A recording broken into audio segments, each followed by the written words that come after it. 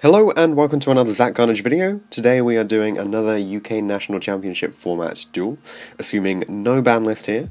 As requested on a couple of Facebook groups, we've got a True Draco versus Altergeist duel. So this is going to be pretty interesting. So current TCG Extra Deck Draco here. This is the list that I'll be piloting.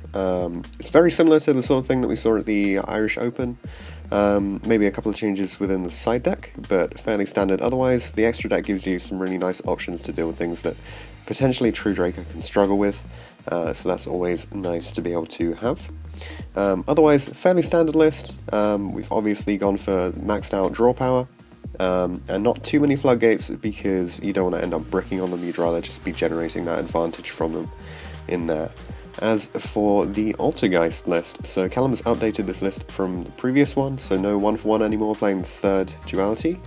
No ML Elf either, just bumping up the protocol count, and I believe it's either the impermanence or the manifestation count, but don't count me on that. You know, best to check back with the previous deck list and compare with this one. The side deck no longer features Ghost Bell, instead we've got some removal like the Raigeki and the Double Evenly. I think this is because he wasn't able to access Triple Evenly at the time. So those are the deck lists. Without further ado, let's get on and play the match. So kicking off game 1, True Draco is going to start this having won the die roll. Summoning a Manu Iwato to start, protection from hand traps is always nice. And then diagram here, 2 set and demise, drawing 2. Duality into Disciples.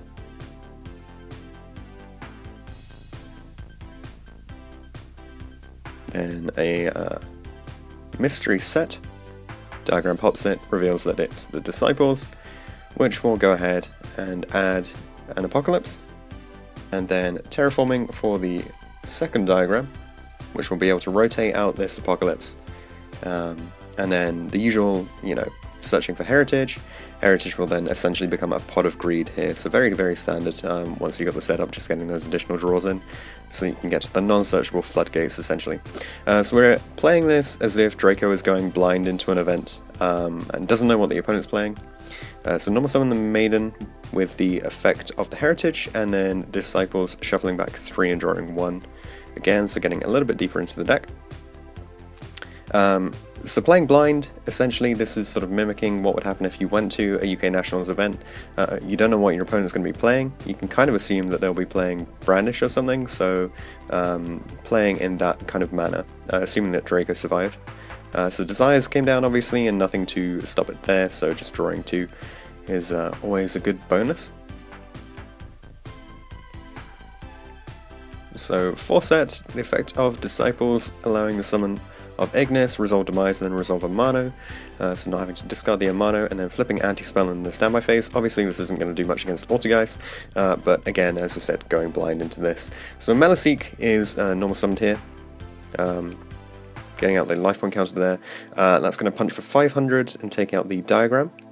It's in Dour Step, so we can't chain the Draco monsters, but when it's turned into a Clara and Rishka and searches, Ignis will be able to trigger to add a Heritage. And the Meliseek effect will be adding, we'll just wait and see what it adds from the deck. So as a multi-faker, obviously one of the most important cards within the Altergeist deck. So Altergeist ending on set 4. And do we see anything in the standby phase?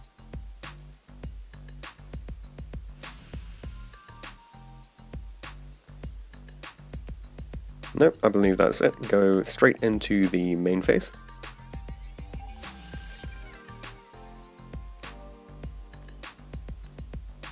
So first action, going to tribute Trapped Monster for Masterpiece.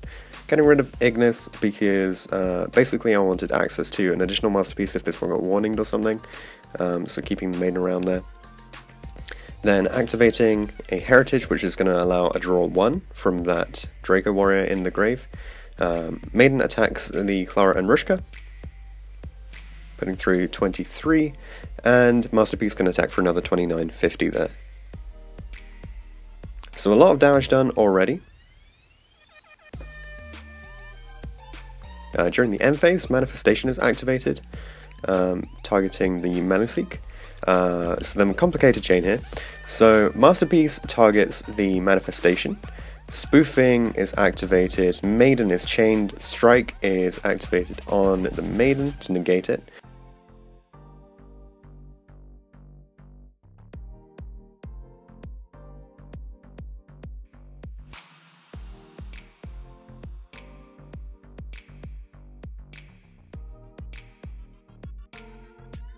So we see the spoofing resolve for the Marionetta, and then because of TCG wording, Manifestation includes the word and not the term "and if you do," which it had in the OCG, which means that if Manifestation leaves the field before it manages to summon anything, then it doesn't resolve the summon effect, and because Manifestation is off the field at this point, it won't be able to bring out the Meluseek from the grave. But there was a trap in the last chain, so out comes Mortifaker.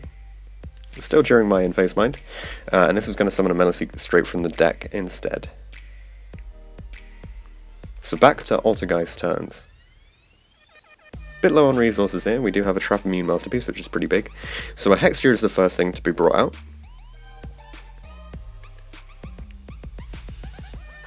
And that will trigger the effect of the Meluseek. Adding a Conquering here.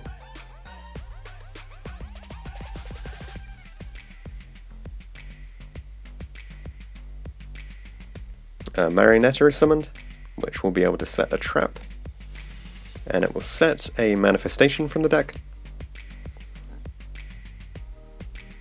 and then it will activate its effect in order to summon something from the grave. I believe it's going to target the Multifaker here. So out comes Multifaker again.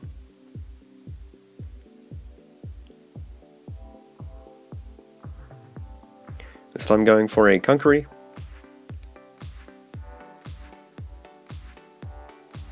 So attempting to not use resources that he's essentially planning on link summoning with. But what we're going to do is banish the Disciples in order to pop the Hextia, so that will not be available for a link summon. So we can't make the Borreload, which means he can't take out the Masterpiece.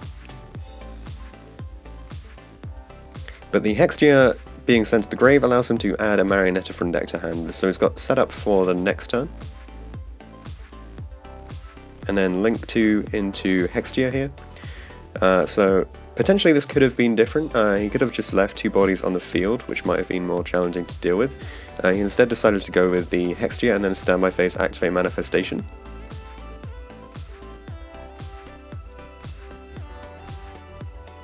So this time Manifestation goes through.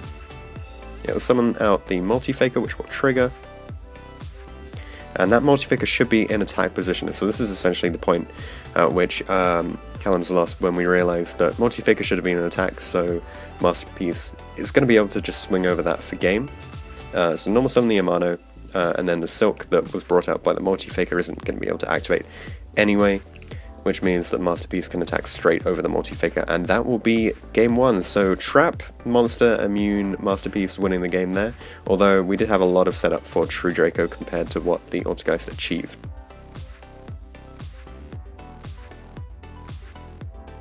So Altergeist going to start with a Marionetta here, which will set a Manifestation, I believe, from the deck.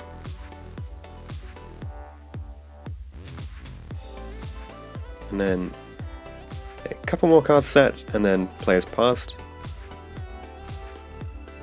So there's nothing in standby, so bringing out a Diagram and placing a set card. Diagram activated, and then Ghost Ogre chained, removing that threat of a potential Diagram. But there is a Terraforming here, which will bring out the second Diagram, so we're still going to be able to get a search one way or another.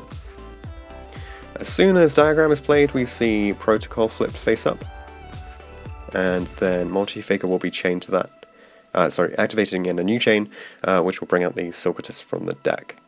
So this is an interesting interaction which we may see in the upcoming format if True Draco hangs around, but Silquitous can essentially remove the cards that are set that you would want to pop with your Diagram.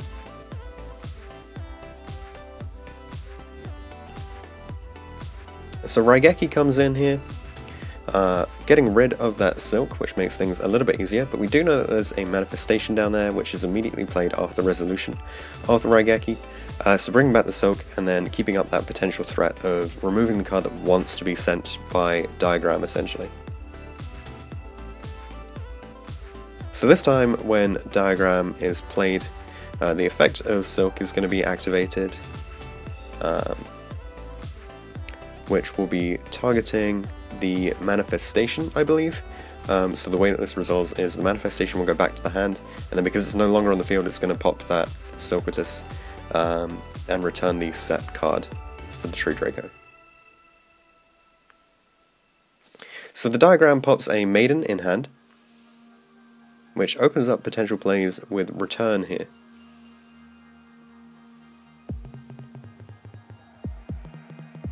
But obviously it is a trap card, so it's a little bit slow, but then both of these decks are in a fairly grindy position at this point, so setting 2 for Draco, and then passing play. So we did add the return there off the Diagram, in case you were wondering. And then during the opposing turn, 2 more set. Return brings out Maiden, chaining Torrential, and playing Torrential on Resolution. So in the new chain, Return is activated for the Tribute Summon, summoning a Masterpiece, which then pops the set card next to the Protocol there. So then during True Draco turn, popping Heritage with the Diagram to remove the Protocol, adding a Heritage. Heritage is played to draw 1. And we're basically avoiding getting rid of set cards here, because we know that Waking the Dragon is going to be a fairly popular siding choice for against True Draco if it's still around. So just attacking directly for the 3250. But that set card is a Manifestation, so once it gets played, it gets popped by Draco, which means not getting to summon, but instead getting to add back a trap, which I believe is a Protocol there. So Melisseek is summoned, punching for 500, getting rid of the Diagram again, and a card is set. Clara and Rishka comes out, and Melisseek is activated, Ghost Ogre chained there, so that's not going to get the search off. Then the Masterpiece punches over the Clara and Rishka, basically a direct attack there. Another card is set for the Altergeist, and then we see the Draco attack again, and that's going to be game. So True Draco winning this matchup. As per usual, if you have any comments or suggestions that you would like to make about the decks, about the game itself, you know, obviously we're going to make misplays, but this is all meant to be something of a learning experience. Will True Draco be around in the future? Who knows? However, obviously the Altergeist cards will be legal this week, which means that it will be possible for you to have True Draco Altergeist matches. So hopefully this is something of an interesting video for you to watch so you can get an idea of some of the interactions going. Definitely Masterpiece with Monster Trap immunity is incredibly strong in this matchup. It's just something that Altergeist really struggled to be able to deal with. But then there is that potential for having Waking the Dragon in the deck, so if they set that and True Draco go to blind pop stuff, then they're going to be severely punished by something like a Raid Raptor Ultimate Falcon, or even a Beals, which could potentially come out and completely ruin their day, to be honest. So what do you guys think of the decks? Let us know in the comments section down below. Leave a like if you enjoyed this video. We've also got an Altergeist versus Sky Striker duel that's already up, so it's well worth checking that out if you want to see some of the interactions that will definitely be happening in the UK Nats format, because both of those are TCG versions of the deck, so there's no needle fiber or anything in there. And if you've got anything else you want to say, feel free to get in touch. Don't forget to check out Top Deck, which is my series where I take a look at some of the leading TCG deck lists and interview the pilots so that we can get an idea of what thoughts went into each of the decks. And yeah, thanks for watching this video, and I'll see you guys in the next one.